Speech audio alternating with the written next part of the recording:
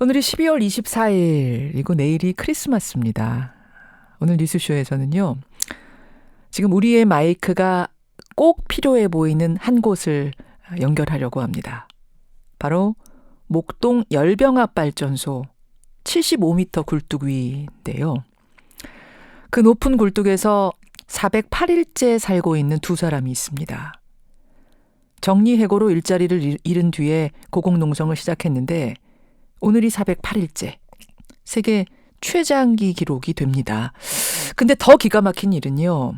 현재 최장기 기록 408일 역시 이 회사의 동료가 가지고 있다는 사실입니다. 자, 어떤 사연이 있는 걸까요? 75m 굴뚝이를 연결해 보겠습니다. 홍기탁 전 파인텍, 여기는 섬유회사입니다. 파인텍 지회장입니다. 홍기탁 선생님 나와 계세요. 예, 반갑습니다. 안녕하세요. 홍기탁입니다. 안녕하신 거 맞으세요? 안녕하다고 인사는 해야 되지 않겠습니까? 오늘 12월 24일입니다. 크리스마스 이브예요. 예. 세계 최장기 기록 408일 기록을 오늘 세우는 거고 내일 크리스마스 당일은 그 기록이 깨지는 날이 되는 거예요.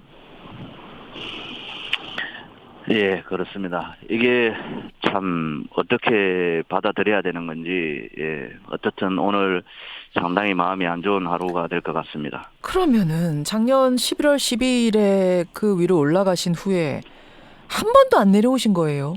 예, 그렇죠. 안 내려갔죠. 그렇죠.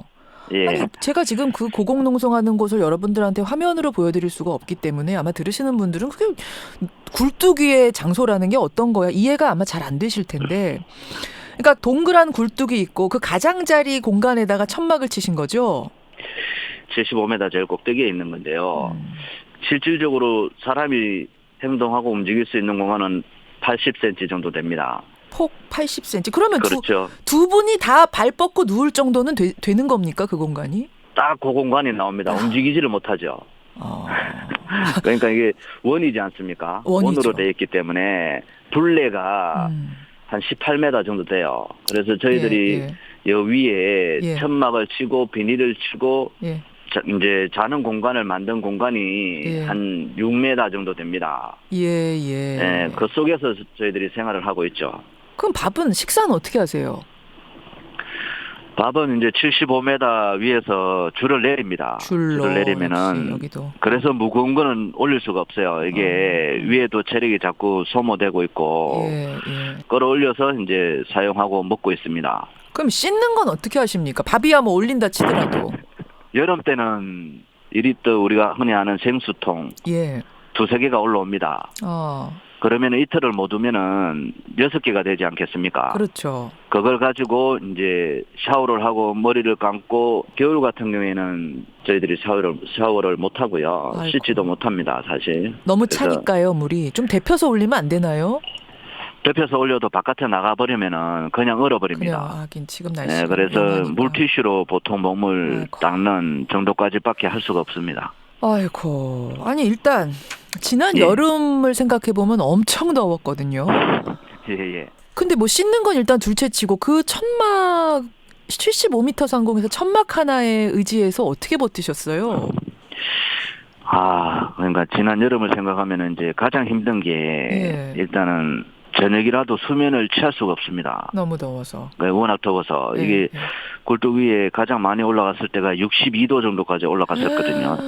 그래서 그 그늘이 생기는 그 부분에서 버티고 있었죠. 계속 땀은 흐르고 그렇더라도 저녁에 잠깐 샤워하고 그 기운으로 사실 버틴 거죠. 그러면 겨울은 이제 시작인데 뭐 이미 추워요. 오늘 아침도 서울이 영하 5도라고 그러고 굉장히 추운데 괜찮으세요?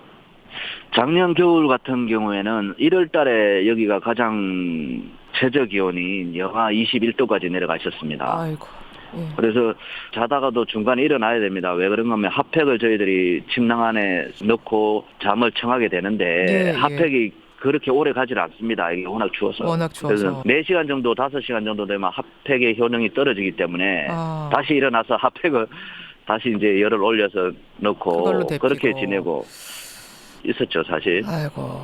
아니 그러면은 도대체 왜 땅으로 내려오지 못하고 있는 건가 저분들. 여러분 들으시면서 이제 이게 핵심인데 이게 예. 궁금하실 거예요. 우선 그 회사 히스토리가 굉장히 깁니다. 제가 잠깐만 설명을 좀 요약을 해서 드리자면, 그러니까 원래 홍기탁 지회장 다니던 회사가 한국합섬이라는 섬유회사였던 거죠. 예, 그렇죠. 그곳을 2010년에 스타플렉스라는 곳이 인수를 합니다. 그러고 나서 몇 년 만에 경영난을 이유로 회사를 폐업해버립니다. 그게 2010 몇 년입니까? 13년 1월 3일입니다. 이것을 직원들은 위장 폐업이라고 보고 그때부터 농성에 들어간 게 바로 1차 고공농성이었던 겁니다. 근데 그때 그 스타플렉스가 그러면은 자회사 파인텍이라는 곳을 만들어서 여러분 다시 일하게 해주겠다. 그래가지고 407일 만에 내려오셨던 거잖아요. 그렇죠. 예, 그때도 워낙 세계 기록이었기 때문에 언론이 다 보도를 했고 여러분도 그래서 잘 해결이 됐구나라고 알고 계셨는데 그럼 해결 다 된 거 아니었습니까? 사실 저희들 싸움이 상당히 깁니다. 이제 한국합섬 때 공장이 파산되고 5년을 지키는 과정 속에 이제 스타플렉스 김세건 자본이 들어와서 인수를 하게 되는데요. 예. 저희들이 물어봤습니다. 이거 흑자를 보려면은 5년 이상을 돌려야 되는데 그래도 돌리겠느냐? 하니 돌린다는 거예요. 버틸 수 있겠느냐? 5년은 돌려야지 그렇죠. 적자 면할 텐데 근데 할 수 있다는 거예요. 그렇죠. 그렇게 예. 해서 노동조합, 고용, 단체 협약서까지 다 체결한다고 얘기를 했단 말이에요. 예. 예, 그렇게 해서 들어온 자본인데 그렇게 해서 인수하고 나서 그래서 그 인수한 이름이 스타케미칼로 바뀐 거죠. 한국합섬에서. 아하.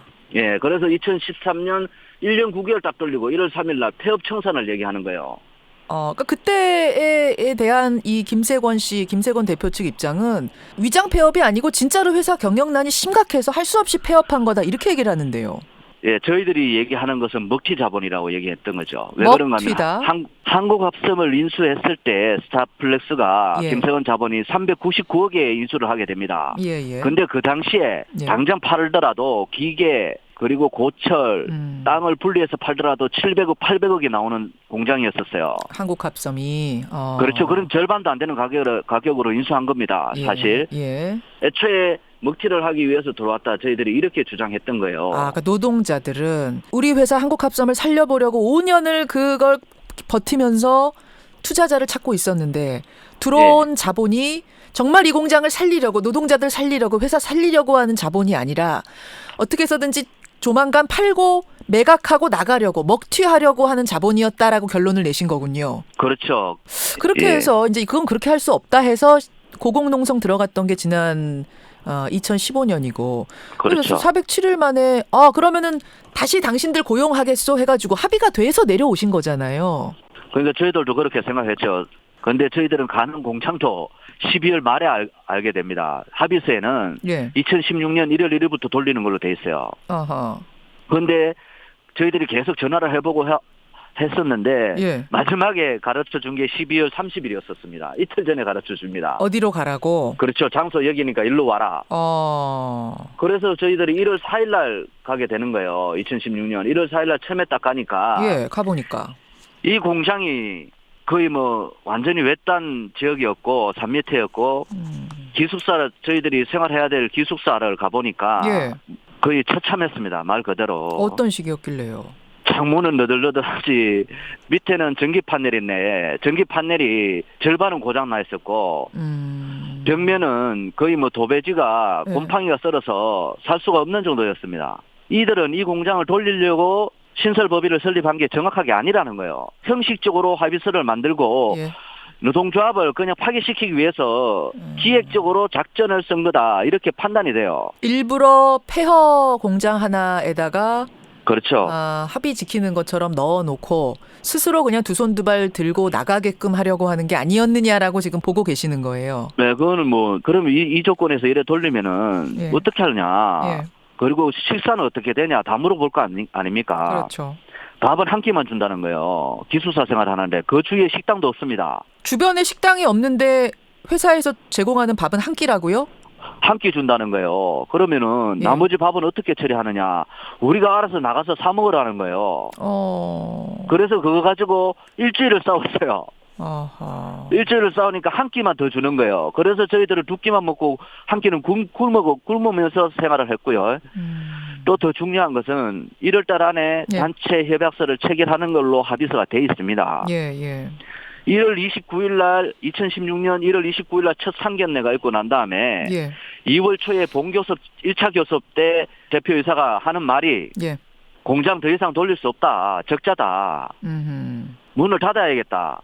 첫 교섭에서 나와서 한 얘기가 이 얘기입니다. 그 공장에는 몇 분 계셨어요? 8명인데 한 명은 이제 공장 간도. 7명 가지고서 회사 만들어가지고 섬유 공장을 돌린다고 하는 계획이었던 거예요, 애초부터? 그러니까 이게 처음부터 이들은 우리가 그렇게 주장을 많이 했는데도 이제 사실 돌릴 생각이 없었으니까 애초부터. 왜 그런가 하면은 우리가 2016년 1월 17일부터 사실 공장이 돌아가게 됩니다. 예. 그리고 저희들은 그걸 한 번도 해본 일이 없어요, 그 일을. 예, 알겠습니다. 그런데 딱 포럼 지났는데 첫 교섭 때 하는 얘기가 적자나니까 공장 문 닫는다는 거예요. 결국 그렇게 해서 다시 2명의 노동자가 고공농성에 들어간 게 지난 해 11월. 408일 전이 되는 겁니다, 여러분. 이제 지난 이야기들이 다 설명이 이해가 되시죠? 홍 선생님, 예. 홍 선생님, 지금 가족 아이들이 지금 어떻게 혹시 되나요? 예, 저는 이제 애가 3명이고요. 3명. 예, 고1, 중1, 초등학교 6학년입니다. 아이고. 통화는 자주 하는 편이고요. 예, 영상 통화하면은 막내는 재롱도 부리고. 그래서 애들이 워낙 또 밝은 애들이기 때문에 예, 잘 이해하고 올라와 있는 것도 알고 있으니까 그래서 걱정도 많이 해주고 하고 있는 상태입니다. 노동자들의 권리를 위해서 끝까지 투쟁하겠다. 이곳에서 물러나지 않겠다. 이런 말씀하시면서도 가족들, 구미에 있는 가족들한테는 내내 미안한 마음이 있으셨을 텐데요. 듣고 있을 것 같아요. 아이들이 이제 방학해가지고 아마 다 듣고 있을 거예요. 크리스마스 메시지 뉴스쇼 통해서 씩씩하게 아빠 괜찮다고 한마디 전화하시겠어요? 마지막으로 그렇게 전화하면서 인사 나눌까요? 예. 내일은 우리 애들이 좋아하는 크리스마스고 엄마한테 꼭 선물 사달라고 저를 졸랐으면 좋겠고 아빠가 힘있게 내려가서 땅을 밟고 내려갈 테니까 아빠 모습 볼 때까지 아주 자신감 가지고 살아가면 좋겠고 기다려라. 아빠가 이겨서 내려간다. 예. 건강하시고요. 예. 아무쪼록 잘 해결돼서 세계 기록은 뭐 이렇게 해서 이왕 뭐 깨지게 됐습니다만 더 이상 이 기록이 길어지지 않기를 간절히 바라겠습니다. 고맙습니다. 예. 고맙습니다. 예. 목동 열병합 발전소 위에서 408일째 고공농성을 하고 있습니다. 파인텍의 전 지회장입니다. 홍기탁 지회장이었습니다.